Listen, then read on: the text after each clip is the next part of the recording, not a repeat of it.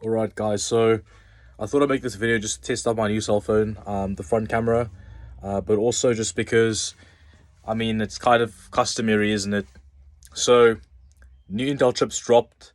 In all honesty, like, if you follow OCN, like, if you get part of the community there, and you meet the guys and you speak to them and stuff, a lot of the stuff is not, like, it's not a shocker, right? Like, if you frequent OCN, you would have known by maybe like May, June that DDR5 7600 to 8000 standard was coming. Like, you kind of knew.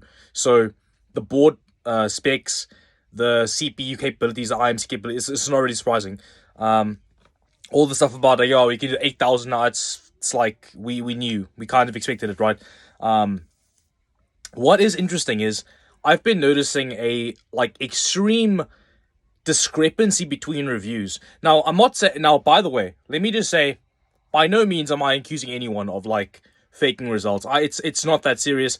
I don't expect people to like be doing weird stuff to sway numbers. That's just ridiculous. Like, I'm sure that there's a valid reason why some of the numbers come out the way they are. And I mean, I've had opinions on YouTubers before, like other YouTubers and individuals, and like, opinions are fine, whatever. Like, you can agree with some things and disagree with some other things. Like, there are some things I don't agree with. Like, you guys know that I don't like optimization. I don't like optimizers charging crazy money. I don't believe OCing is a service worth an insane amount of money. I just don't believe it is.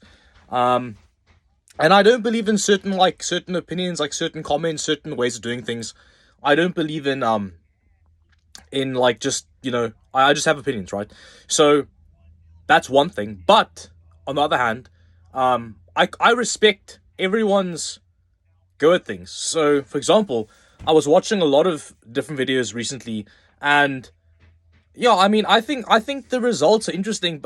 Some of them are a bit weird than others, but for the most part, I've seen some very good videos. Like, I think Frame Chaser's latest video is actually very, very good. I think Bang for Buck Gamers made a really great video as well.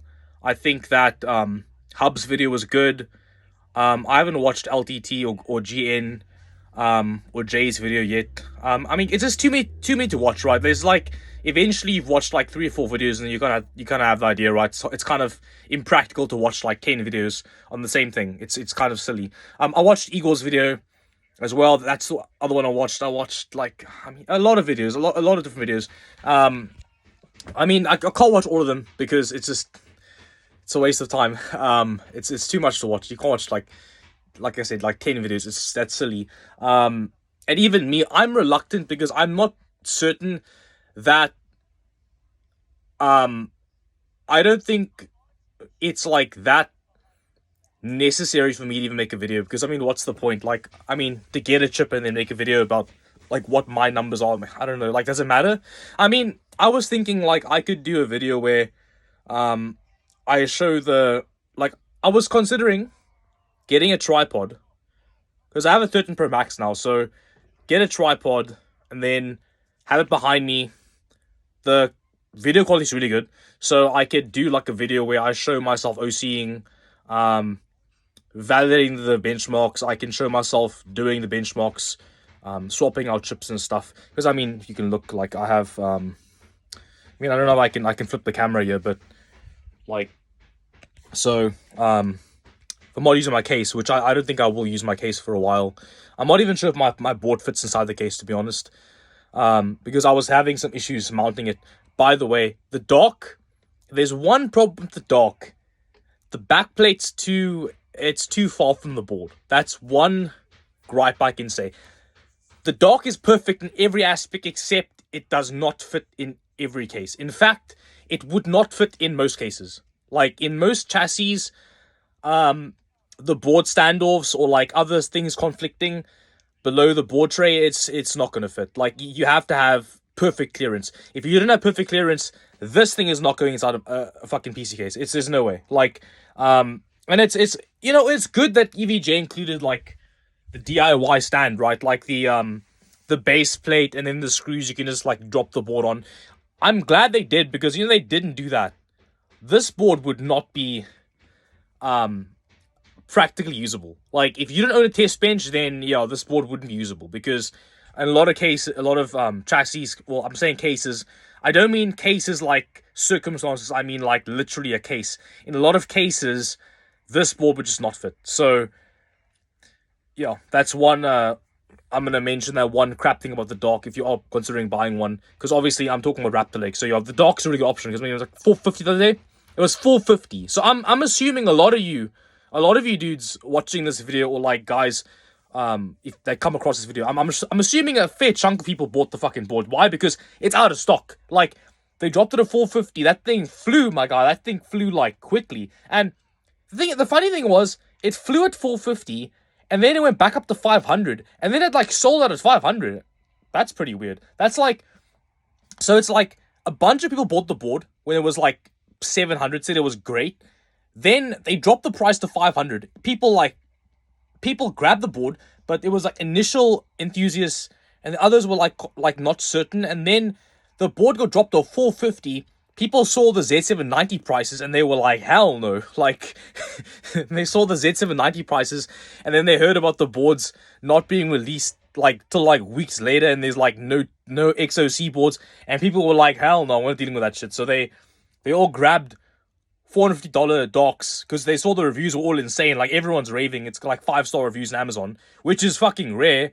If you check other board reviews, this thing's got 5-star reviews on Amazon.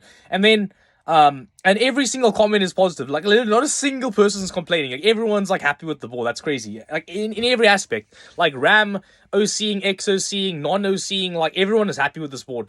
And then up to 500 as it goes. Like, the last batches, like people are like, it was 450. Now it's 500. Let's get it before it goes back up to like retail. Now I think it's retail again. So that sucks. If you didn't get a dock, that sucks. I mean, everyone scored that has this board. $450 is entirely too cheap. $500 is too cheap as well. But yeah, so if you didn't get a dock, too bad. One thing is, like, I guess now you have to worry about motherboard like compatibility problems with the case, right? So now that's something to consider. If you do have a dock, just be careful trying to mount it. Don't scratch up the PCB.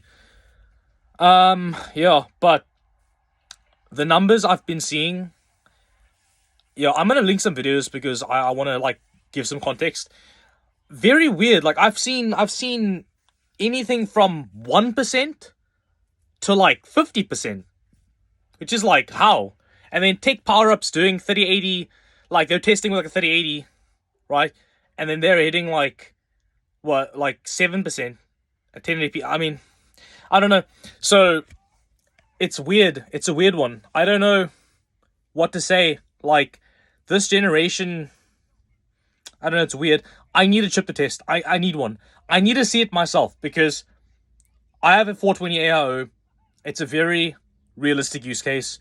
My 1200K is a fairly average sample. It does 5.1 gigahertz. If I get a 1300K in, or KF rather, because don't buy a K. Please don't buy a K. Because they're binning KS chips, so do not buy a K. If you buy a K, you're stupid. Like, I'm sorry. Buy the KF. Unless you need the iGPU for like whatever, like Adobe, then sure, but otherwise no. So I want an i9 to test, because I'm curious now. Like, I don't mind losing some money. I'm curious now, because like I'm like, I can upgrade. I can afford to upgrade. So it's like, should I just fucking get the chip in, do the testing for you guys, like the Maxos testing, and then like sell my chip, because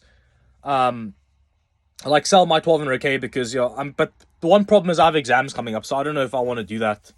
I'd have like a few days to do it, maybe not even, which maybe means I have to do it like in 2 weeks time, and then it's like I'm late anyway, so what's the point? I don't know. I'm still curious though, because the numbers I'm seeing are ludicrous. Like, I'm seeing some crazy stuff. Like, I'm talking like mind-boggling. Like, I'm talking like 50%. I'm talking like this chip is a better upgrade than a 4090. Like, value-wise, it blows the 4090 out of the water. You're talking like 50 FPS in some games. I mean, like, Far Cry 6 on the one review went from 113 to 160 FPS in the benchmark. Like, you way better off buying a chip than a 4090. Like, way better off. I mean, that's a 4090 being tested, so maybe you could argue that a 390 wouldn't see the differences as much, but I don't know about that because you can drop settings. So if you drop settings and you create the seat bottleneck, and now you have the performance. So I don't know. Yeah, interesting. Raptlex, very weird, very very strange. Not understanding what's going on at all. I'm literally super confused. I don't know what's going on.